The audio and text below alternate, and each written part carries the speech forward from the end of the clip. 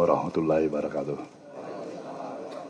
Selamat siang dan salam sejahtera bagi kita semuanya.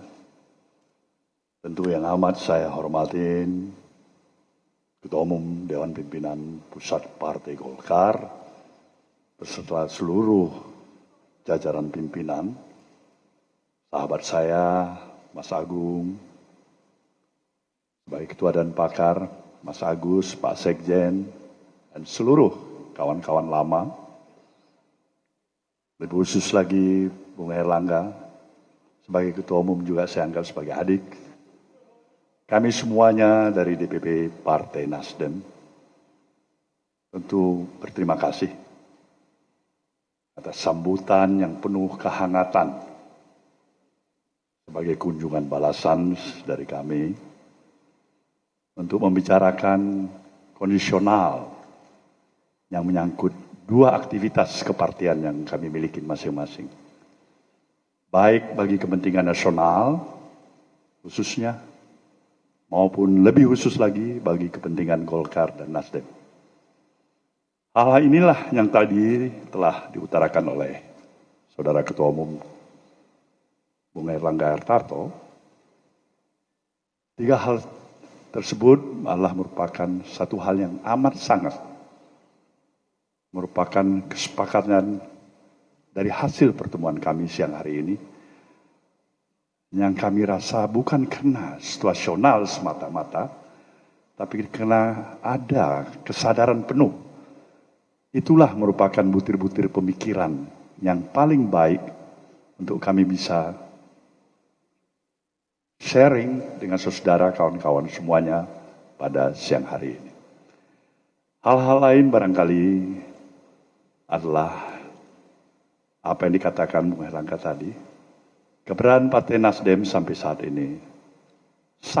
ini adalah masih bahagian yang tidak terlepaskan dari maju mundurnya jalannya administratif pemerintahan di bawah kepemimpinan Bapak Presiden Jokowi dan Bapak Ma'ruf Amin. Nasdem amat berkepentingan dari seluruh apa yang telah dilakukan dan menurut apa yang kami rasakan, bukan hanya keberhasilan bagi kedua partai ini, tapi keberhasilan bagi rakyat Indonesia. Pemerintahan ini adalah pemerintahan yang wajib hukumnya bagi kami untuk menuntaskan roda administratif pemerintahannya secara baik dan sukses sampai akhir masa jabatannya. Jadi ini kembali lagi adalah penegasan yang saudara dengar untuk lebih mempertegas sikap kedua partai ini. Hal-hal lain tidak ada yang kami ingin utarakan pada saudara, tapi tentu kewajiban kami untuk menjawab pertanyaan-pertanyaan jika itu masih diperlukan oleh kawan-kawan semuanya. Terima kasih. Wabillahi taufiq wal hidayah. Wassalamualaikum warahmatullahi wabarakatuh. Waalaikumsalam. Silakan Mas.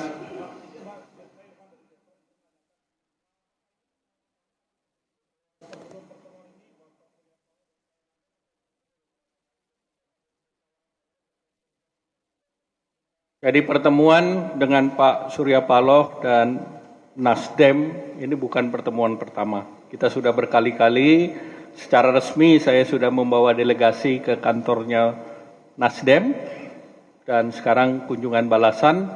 Tetapi di antara pertemuan-pertemuan itu kami sering berkomunikasi. Ya, silakan. Terima kasih Pak. Saya Kenny dari JPNN.com mau menanyakan ke Pak Surya Paloh, kenapa Nasdem justru berkunjung ke koalisi lain, bukan merayakan kebersamaan dengan koalisi perubahan? Itu yang pertama, Pak. Dan yang kedua, adakah peluang Nasdem bergabung dengan koalisi Golkar, mengingat ada faktor historis Pak Surya Paloh dengan Partai Golkar? Terima kasih, Pak. Ini agak keringetan sedikit. Agak keringatan dikit ya. Baiklah, kenapa harus berkunjung ke Golkar? Prioritas bagi Nasdem. Ada satu romantisme, ada satu perjalanan, sejarah perjalanan kehidupan saya pribadi dalam usia yang saya capai sampai saat ini, jenjang karir politik saya yang saya capai hari ini. Saya harus jujur menyatakan pada saudara semuanya, 16 tahun usia saya sudah berada di barisan Golkar. Tambah 43 tahun cukup lama itu, lebih setengah abad rasanya. Jadi di Golkar sendiri ada 43 tahun, baru kemudian ada Nasdem kan. Jadi terlepas apapun juga kekurangan satu sama lain, tapi modal kebersamaan, catatan sejarah, saling pemahaman. Nggak salah dibilang alumni Golkar, ya itu memang benar adanya. Jadi prioritas. Kenapa yang nggak beri yang lain? Yang lain kita memang baru mencoba. Ya. Baru mencoba. Apakah perlu akan mungkin bergabung dengan KIP? Ya sama-sama mungkin KIP juga bergabung sama Nasdem kan? Sama. Jadi probability kemungkinan itu masih terbuka. Baik, terima kasih.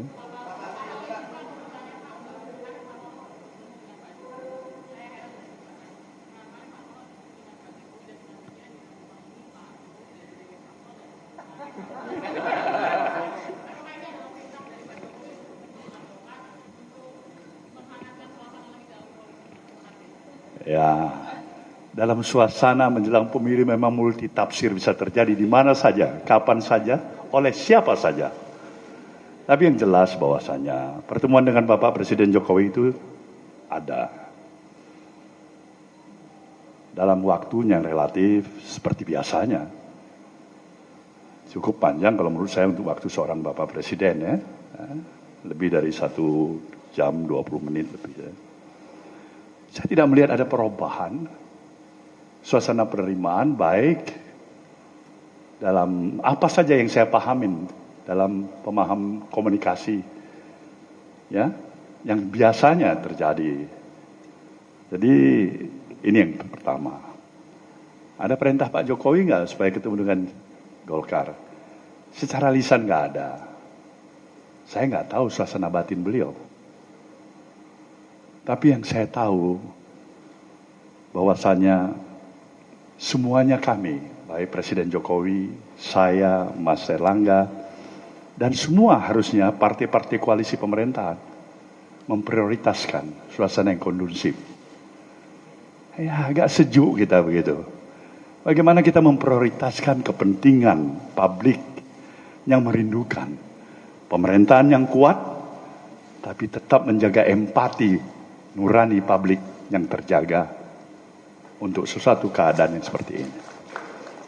Dan saya pikir itu yang mau kita capai dan itu saya yakin ada, masih tetap kuat di diri seorang Presiden Jokowi.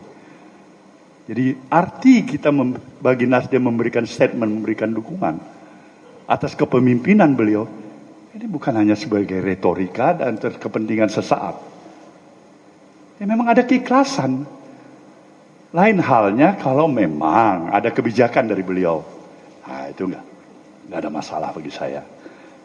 Jadi artinya apapun kebijakan yang terbaik. Masalah reshuffle sederhana untuk saya ulangin. Sepenuhnya hak prerogatif Presiden. Jadi kalau ada yang menyatakan reshuffle lah, inilah. Ya kita memang harus bisa pahamin. Ini proses dalam pematangan dan kematangan berpolitik di negeri ini. Ya, itu bagi kita semuanya. Ozi Pak dari Antara, izin Pak beberapa waktu yang lalu, apakah ada agenda beberapa waktu ke depan untuk bertemu PDI Perjuangan? Kira-kira mungkin apa yang bisa dibicarakan kayak gitu?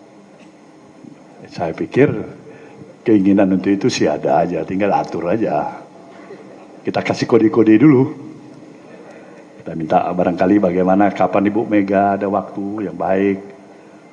Ya kan? Mudah-mudahan suasana kebatinan sama. Harapan penerimaan sama. Jadi jelas ada dong. Itu intinya. Jadi harapan kita bersama. Semuanya kita mempunyai kepentingan untuk membawa misi. Bagaimana bangun kesadaran masyarakat. Kematangan mereka di dalam menyerap informasi, mengolah informasi, dan menjaga common sense, sekaligus menjaga kepentingan stabilitas nasional untuk bersama-sama membangun kemajuan bangsa ini. Itu aja harapan yang paling penting. Baik? Pak, izin Pak, Tatang dari Baik, terakhir. Mbak, silakan. Saya ada 3 pertanyaan untuk Pak. Satu saja. Baik,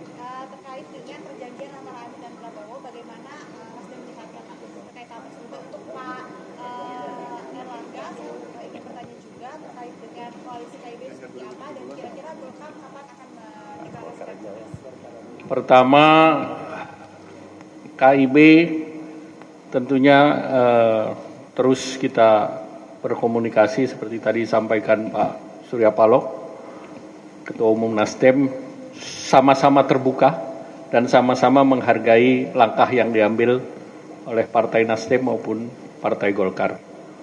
Nah, tentu terkait dengan waktu, tentu waktunya akan ditentukan kemudian, dan tadi juga kami bersepakat bahwa kita menghadapi hal-hal yang terpenting untuk negara dulu, yang terpenting untuk pemerintah dulu. Ya, artinya supaya pemerintah ini stabil dan koalisi pendukung Pak Presiden ini solid dan juga suasananya kondusif. Nah, itu yang menjadi prioritas. Yang lain tentu ada periodenya, dan periodenya sudah jelas. Dan tentunya ini yang menjadi hal yang kita bicarakan, dan ke depan komunikasi akan berjalan terus secara lancar. Baik, terima kasih. Wassalamualaikum warahmatullahi wabarakatuh.